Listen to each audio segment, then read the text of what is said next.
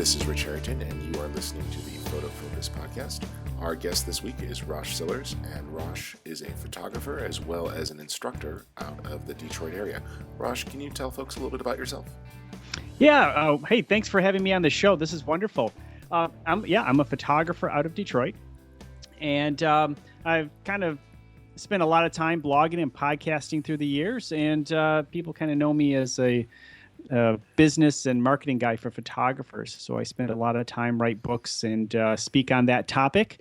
And hey, I just have a great time with it all. Great. You and I met at a ASMP event, a strictly business conference, where you were speaking, and I actually attended your sessions and enjoyed it immensely. So, thank you. You just released a new book, The 1 Hour Photographer, and I did. It's a very provocative title. So in 1 hour, we're going to be flooding the market with more photographers, or what's this book about? Yes. I was waiting for the pitchforks and the fire on the lawn for this one. But really what it is, it's kind of an experimental book. As you know, I have a Link Photographer out for a couple of years now.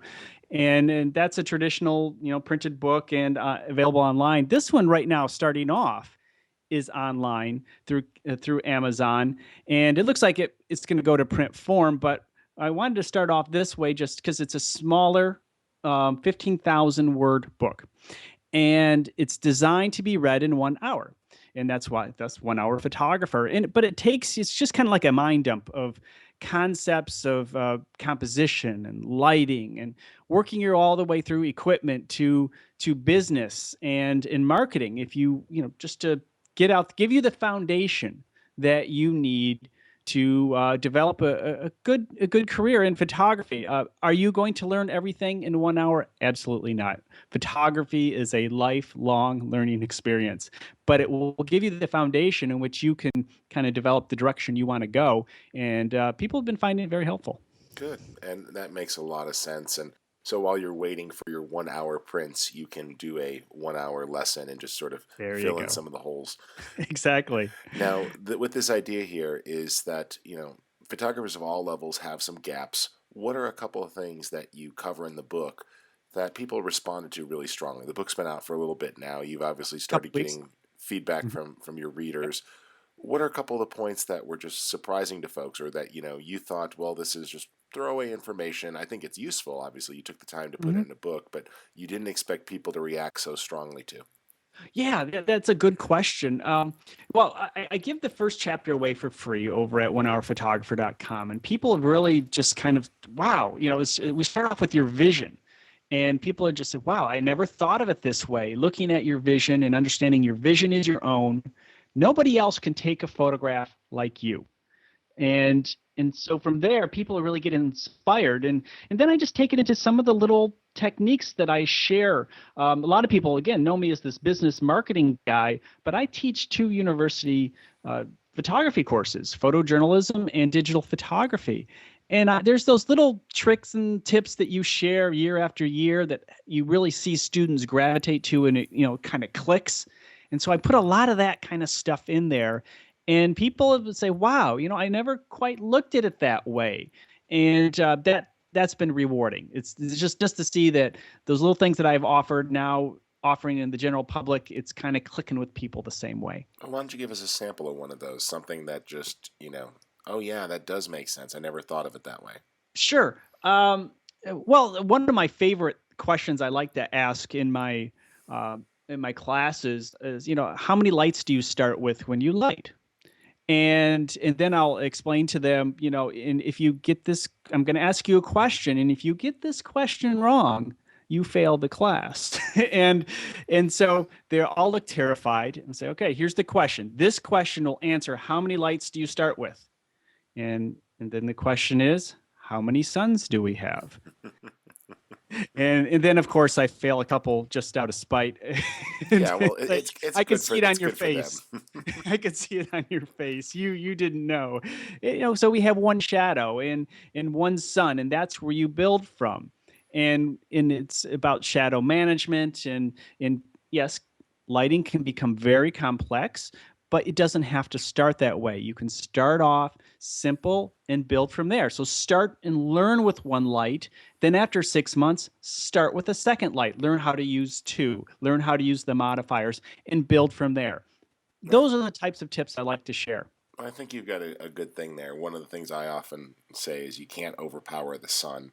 In a Right, technical sense, sure, we can fight it, but the sun is there. It's definitely something that you can work with and use to enhance the lighting, unless, of course, you're indoors. right. So that makes sense. How about a couple other things that stand out? Maybe a business lesson about working with folks. Okay, sure. Well, I talk about a few things. I talk about pricing. I like working with per image pricing, so I explain that method of pricing. I talk about the basics of business, money going in and money going out.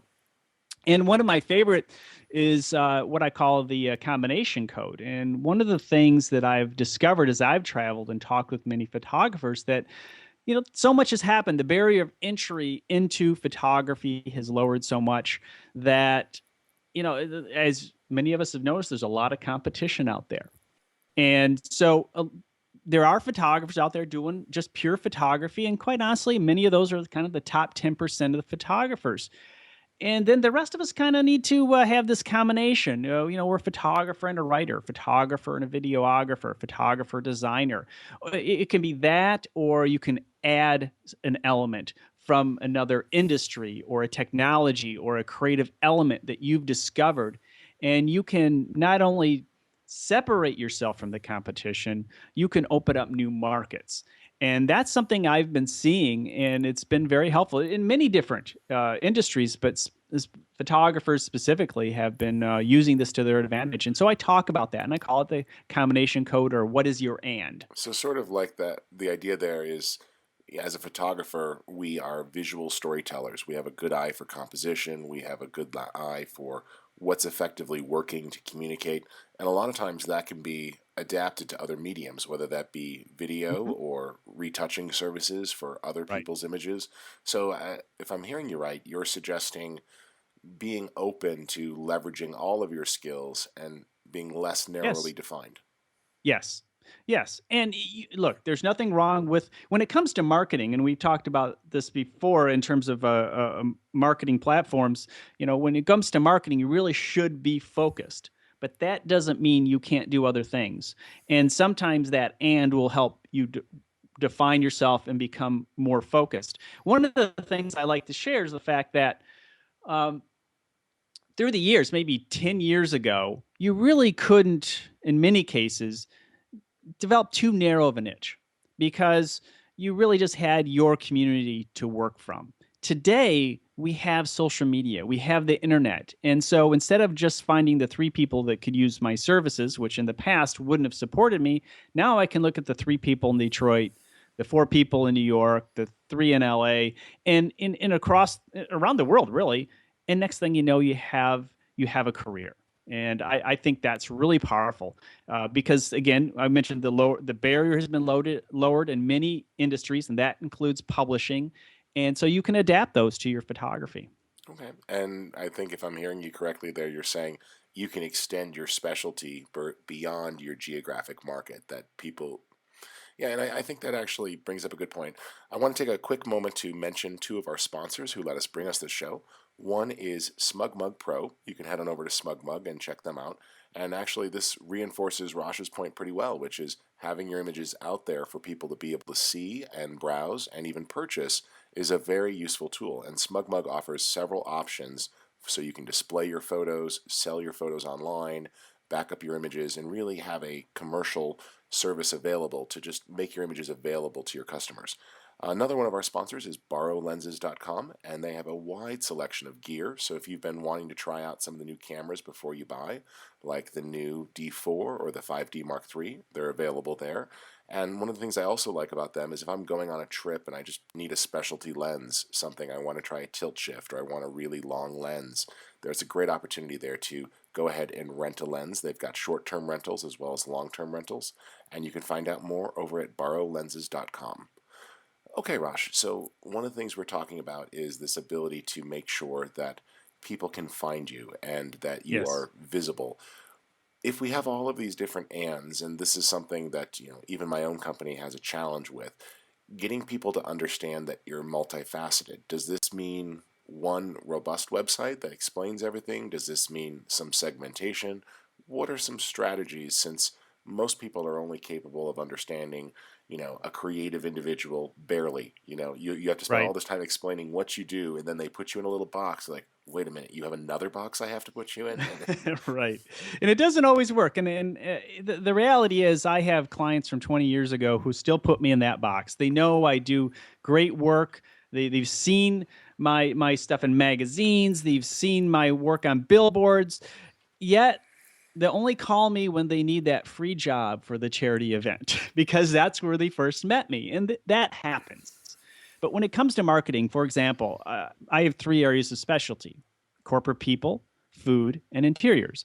I market those separately. I use subdomains on my main website, and I have a food area, the corporate people, and as well as an interior area. And so when people look for me via search, or if I have to refer somebody to see my portfolio, they only see that work. And yes, over time, as you develop relationships, sometimes I may have to photograph an interior of a restaurant. And so that's an appropriate time to say, by the way, I also do food. And here's a link to my food portfolio. And they can see that, and then they can make their judgments from there. So it is a process. You have to be prepared. A big part of it is just keeping your ears open for the right time. But don't bombard them at once with everything you do, because if you do that, then you do nothing to them. They don't know you for anything, and that story and that message does not carry on. If I'm talking to people who are interested in food, I talk food, and then down the line, I'll look for opportunities. so those Twitter handles that say I am a outdoor nature landscape boudoir child sports photographer might be doing Yes. some harm. Yes, in my opinion, because now I have no idea what to call you for. But if I know you for one thing, then at least you have that in, and then you can develop the relationship from there.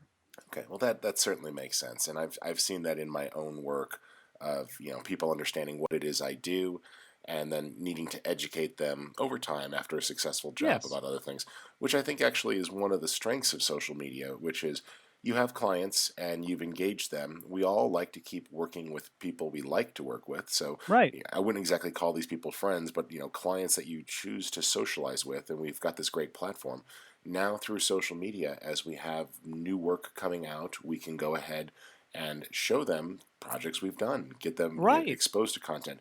What are some guidelines you have towards social media to just being more engaging? People feel this incredible pressure. I don't know what to post. Should I be posting every day? How do you leverage a portfolio in an online social environment? Well, one of the biggest issues I see in social media is that people take the social out of social media. They look at it as a mass marketing tool, and they think by posting something every day they're doing social media. And that's not the case. You really do need to connect with people. But there is a positive element to the fact that over time, as you put stuff up there, your clients who have connected with you are passively seeing your new work. I think the biggest rule, and then one of the biggest questions I always get is, how much time do I spend at this? And my answer is always the same: just be consistent. No matter what you do, be consistent. If it's a half hour a day, an hour a day, but the bottom line is you have to make it a priority. If you don't make it a priority, it's not going to, it's just going to fall aside, and you're really not going to gain the advantages you can really earn through social media, which can be absolutely huge. Yeah, and I think a lot of people miss that. One of the things I've noticed about social media is that it allows clients that I've worked with to see other projects I've worked on. It also allows for casual conversation. And what I mean by that is I'm getting engaged earlier in the process. Like, oh, well, we're thinking about doing this project and I'm not sure about this or that. Do you have an opinion? Well, they're reaching out through an environment. They're expecting just a casual answer when I have time. It's not like they called me during Right. my business day. Some people are like, "Oh, I should bill them. That's consulting time." But what I'm finding is that I'm getting engaged earlier in the process. I'm being thought Mhm. of first, and well before they're thinking of pulling in other people or getting bids or quotes, we're starting to have a conversation about the project. And all of a sudden, it's like, oh, here's the project, you know. That's an excellent example. Absolutely perfect. I mean, and here's the thing, we're all salespeople, and you know, Even if you for don't want to be, you are. yes, If you we're sell we're all photography, you are a salesperson. exactly. Even if you're trying to sell your boss an idea, you're still trying to sell something. And for thousands of years, salespeople have wondered, how can I follow up without being that person, and calling too much or just bugging them, and how can I just passively keep them or keep myself top of mind to the people that I want to remember me. And here it is, social media. It does exactly that. And not only that, people will subscribe to your portfolio, subscribe to your thoughts, subscribe to your outtakes. And and this is what I hear. I don't have time for that. You've got to be kidding me. Right. This is what we've been waiting for. Yeah, a direct channel to our customers, and I think that's important to realize. So, a couple of practical tips. A lot of people get really nervous about posting images online. There obviously are Right. some do's and don'ts. Yep. We're in this gray area now where, for years photographers, were perceived that they controlled their images, they held the copyright, they licensed them back to their photographers. Now we're getting in situations where, depending upon the social media site, you could be running into issues with posting. We're seeing interesting things emerging with Pinterest, for example, where they're putting 100% of the liability back on the people who post, and they're trying to absolve themselves. We'll see how that shakes out. If we're going to be posting things in a social way, what sort of responsibilities or what sort of conversations should we be having with our clients before we just start putting up images that they hired us for the world to see? It's kind of different when it was like, oh, this is in my portfolio and I'm showing it to you Right. face to face in privacy, but now we're putting it up everywhere. Even if you quote have the rights to do it, are there any dangers of just freely posting images from any shoot for your clients out there? Well, sure. I mean, obviously, if you have all the contracts signed and everything's appropriate, you're in good shape. And it's always good. I often like to have that conversation with the client if I think I want to post something on one of my sites. If it's media related, if I do something for a magazine, I'm not so much I don't worry about it so much. But if it's a private company, almost certainly, and many times I can't post anything online because it's proprietary stuff and it's only being used for very selective presentations. And so you have to know your client. You should have that conversation if you're unsure. And bottom line, if you're unsure, don't do it. And it just expect that your stuff is going to be shared if you go online, and that's including your website. And I have people tell me all the time, "Well, I have everything locked down at my website." And I say, "Okay, yeah. Here, where do you want me to send your front page? you know, and which images don't you think I can take? I mean, absolutely, watermark them if you are really concerned." And I look at it this way: if I watermark my stuff and people are sending, it's obviously lower resolution. And hey, so they're advertising for me. Take away, but again, you do not find the stuff that I'm worried about losing control over. The stuff I'm worried about losing control over, you have never seen before other than my clients. And that's the bottom line. Okay, so yeah, there is such a thing as sharing too much or sharing without permission. So that absolutely makes sense. As we're starting to see tools emerge, we're seeing this demand of, okay, there's Twitter, there's Facebook, there's LinkedIn. What are some guidelines that you might offer up? Are you seeing one community like Google Plus over another emerging? And let's talk about distinguishing the difference here, because I think a lot of times people are getting engaged in these social media communities, which I'm active in, and they don't Mhm. realize that really they're just engaging with their peers. They're not Right. engaging with their customers. Yeah, absolutely. And that's probably one of the biggest mistakes photographers do make, or anybody in any industry. You kind of hang out by the water cooler with your friends, and you don't engage the people that really will be paying the bills. Nothing wrong with connecting and kind of practicing with fellow photographers and even learning. You can learn a lot from fellow photographers, but you do need to get out there and you need to think about, what is it that my target market wants to talk about. If you're an architectural photographer, what do architects look for? What are they talking about?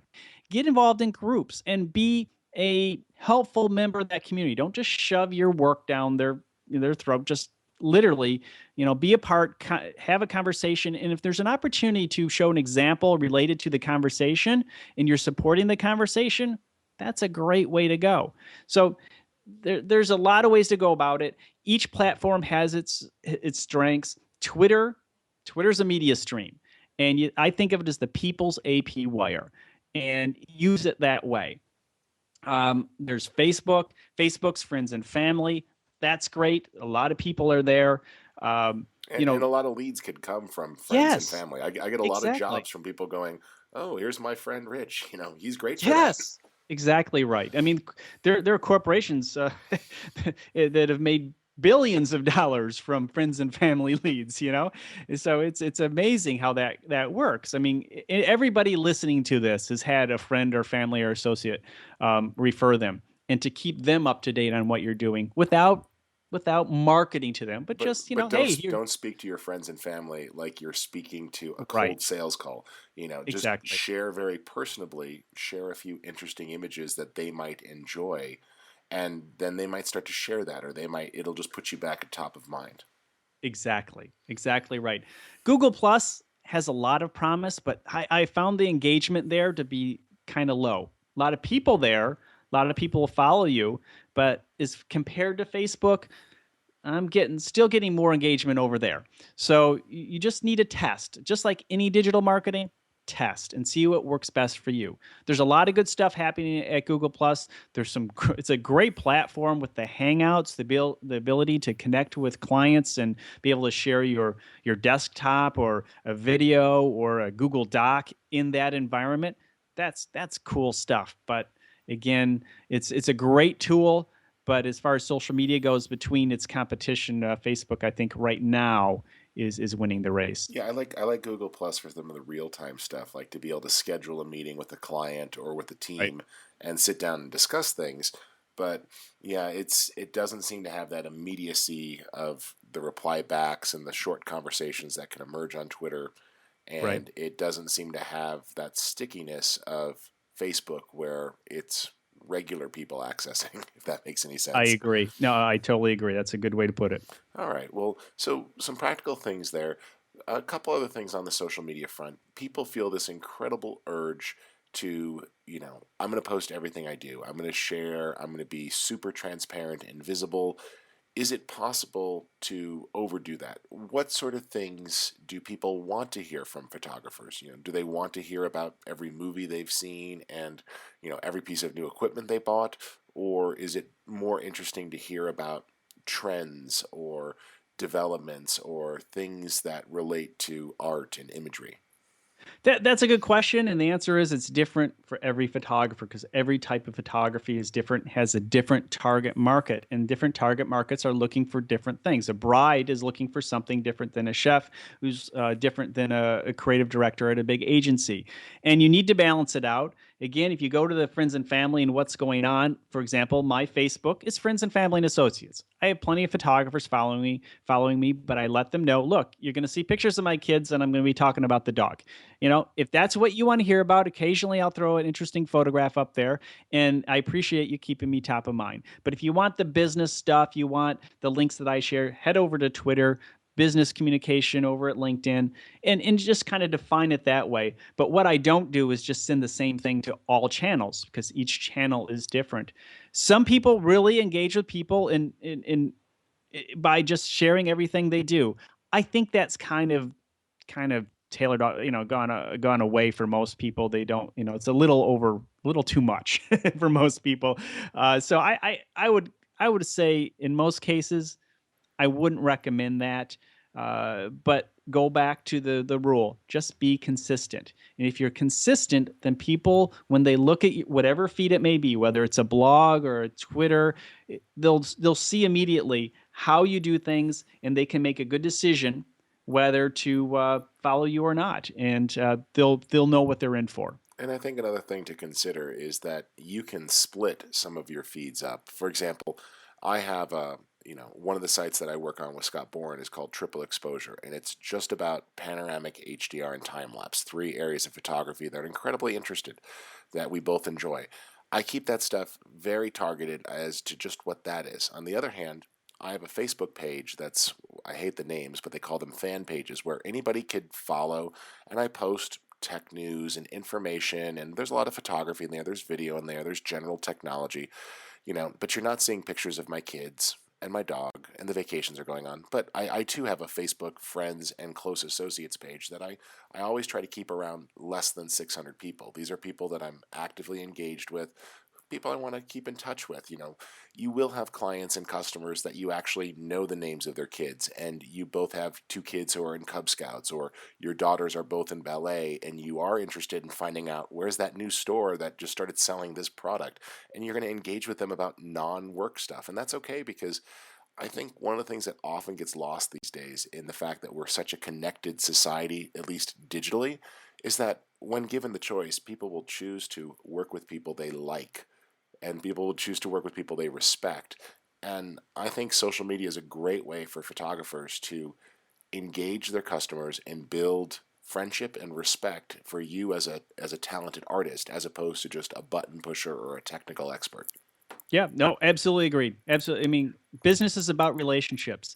And if you believe people have to do with growing your business, well, then social media is all about people and relationships. So it just doesn't get any cleaner than that, is an answer. Great. I want to give a quick thank you to two of our sponsors who let make the show possible. The first one is Viewbug. They have a great online contest engine that allow you to run photo contests. You can use this to participate in the community. They've got a ton of contests running that you can enter.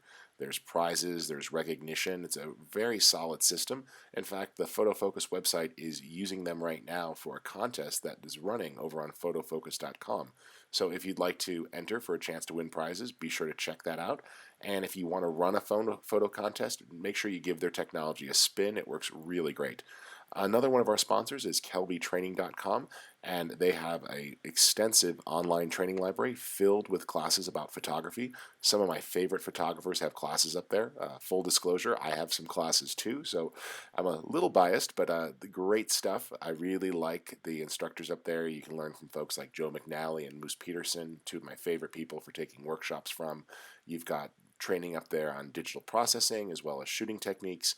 And if you'd like to give them a try over at photofocus.com, we have a $20 off coupon for the annual subscription. You just use the code KTSBA12, and you can easily find that if you just head over to photofocus.com. There is an ad for kelbytraining.com, and it will give you a discount on their online training.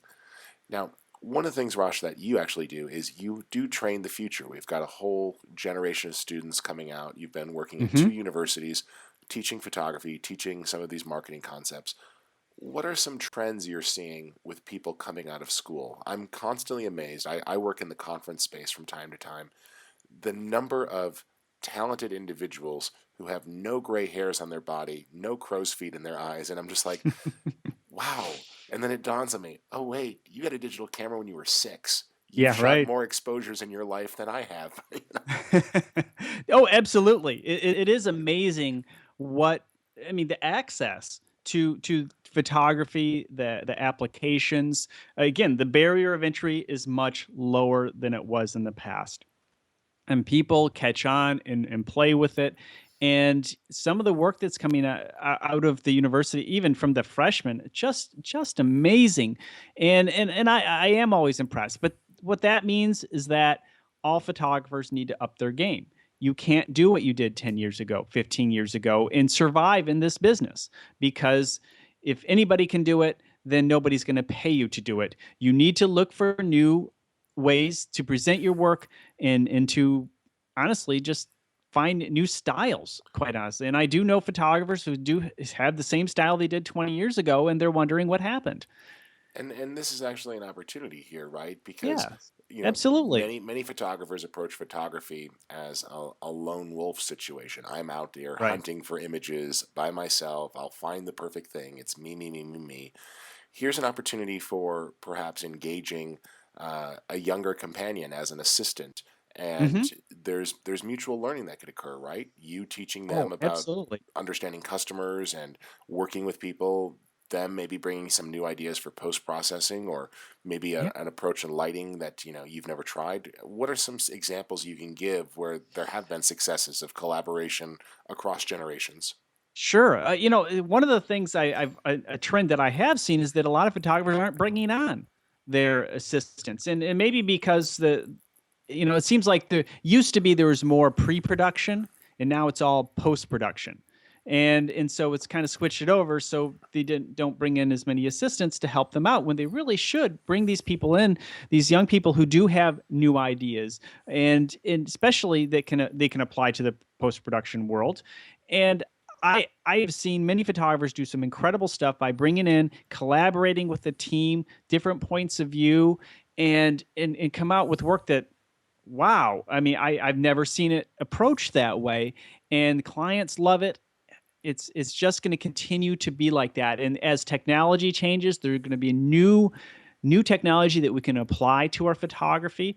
And again, it's going to take some collaboration because you really can't be an expert in all of it. You just can't. And if you try to be, you're just going to be average at everything. Well, one of the trends that I see happening is that, you know, I'm finding myself more and more in the role of visual communicator as opposed to just photographer or video professional.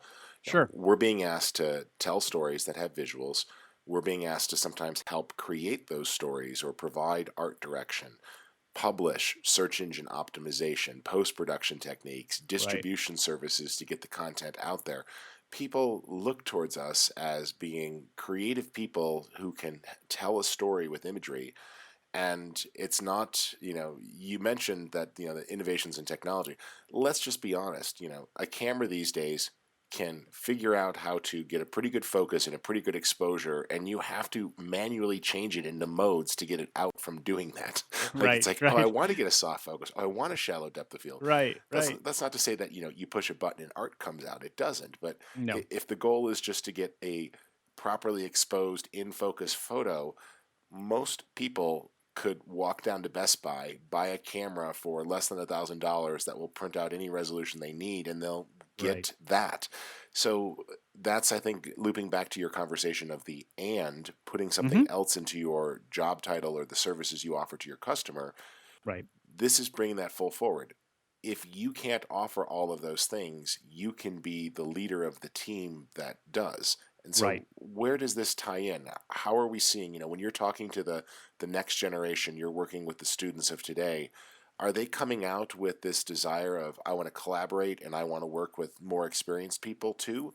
Or are they coming out saying, I can do it all and I don't need anybody? I would say in most cases, sadly, it's I can do it all. I don't need anybody. you know, I mean, I try to get them involved in the whole idea of collaboration. Look, there are a lot of areas that, just because they are young and hip and been on working with electronic media for their whole life doesn't mean they're actually always really good at it either. Sometimes a little gray hair does help, especially when dealing with social media. I've seen a lot of photographers say, "Oh, I'll just have my intern do it." Well, And then the you're intern accidentally posts to the wrong account when they're out at the oh bar, having fun yeah, with my friends. exactly. And there's the picture you don't want everybody to see. And the thing is that they may know how to use Facebook and Twitter, but that doesn't mean they know how to. It's kind of like this. It's kind of like bringing an intern in and say, "Okay, hey, go call my best prospect right now. They just want to. They have a big job for us, and I want you just to go off and negotiate everything. You've used the phone before, that's exactly what you're Confusing, doing. confusing the ability to use a medium with the ability to send the right message. You got it. And it's amazing how often I see that. It's so don't just because they're good at the technology, but at the same time, there are some people who do come out of school who are really good at, Facebook and Twitter and can carry your message forward. But you got to test them. And again, I back to your question of, what are they doing? What's their mindset? I think it hasn't changed that much. Young people quite often think they can do everything, and the older people think they can't do everything or can't do the new stuff, which the reality is, yes, they can. So here's an opportunity to then collaborate. One of the things I like to do is I go to the local, there's an art college here, Art Hmm. Institute of Washington in my market. Obviously, there's art schools and photography schools in most major cities. I will go to their graduate show as many times as I can and just walk around and talk and get to meet some of these people coming out. Yeah. And sometimes I'll find people who have a lot of talent, and I'll say, oh, you know what? Why don't you, make sure you join this local professional group, this local chapter? I want you to know about them. And they become active, involved members, and they quickly become part of the professional community, and they start to make good connections. Other times I'll find people like, oh, this looks really great, and I'll file it away, and it's like I'll have a job come up. Oh, this person really had some nice work on that. I need Hmm. an assistant. Let's bring them on. That's one of the things we do at Synaptics Media. We often go to the local colleges and look for the new talent, whether it's design or videography or photography. There's amazing young talent out there, especially if you can get them just still a little raw, and you can kind of mold them and shape them in the direction. But don't mold them and shape them into a clone of you, because then you're not learning anything. But you can certainly push them in the right direction. They can help you, and as you said, that collaboration will make all of you better. Well, and I think one of the things that I enjoy most is I've had fresh people come in to my shop, both in intern environment as well as employees, and the questions they'll ask will sometimes spur me to think of things that I never thought of before, and that it's a good challenge. The other thing is sometimes they'll just show me a technique, and I'll be like, well, show that to me again, and it's something I've never seen before, Sure. and that's the great thing. You've got people with so much opportunity who have had access to technology, to cameras, to post processing equipment. There's certainly something you can learn. Now, to bring us to a close, Rosh, you actually have a great website with lots of resources. You put on workshops occasionally. What are some ways that people can get in touch with you to learn more and continue this process of education? Excellent. Yeah, roshsillers.com. That's where my blog and podcast is. And I share ideas, business, marketing, technology stuff with photographers there. I have how do you like to go to Spain? We're headed to Spain in September, and we're just going to go enjoy the culture. We don't like to call it a workshop, although it is. We don't like to call it, because we're just going to have fun with the food and the people and the culture and have a great time for a week in Madrid and some surrounding cities. So you can head on over to it's. There's actually a button at roshsillers.com, but if you go to travel.roshsillers.com, you can get more information on that. We'd love to have you come with us. And let's see. If people want to follow you on Facebook, you mentioned that, or sorry, I should say Yeah. Twitter. That's a good way for Twitter. people to That mention. that's probably my core. That's at Rosh Sillers, and that's probably the one of the best places to get hold of me. But you can always follow me on Facebook and LinkedIn too. I'm there, and Google Plus. Great. Well, thank you a lot, folks, for joining. If you want to follow me, my name is Rich Harrington. You'll find me on social media under Red Pixel, RAGDPIXEL. And thanks again for joining us, Rosh. People should really check out your site. There's some great resources there. And if you have any ideas for future episodes of Photofocus, feel free to visit photofocus.com and drop us a line. We'd love to hear your thoughts about the show and future topics. Thanks again for joining us.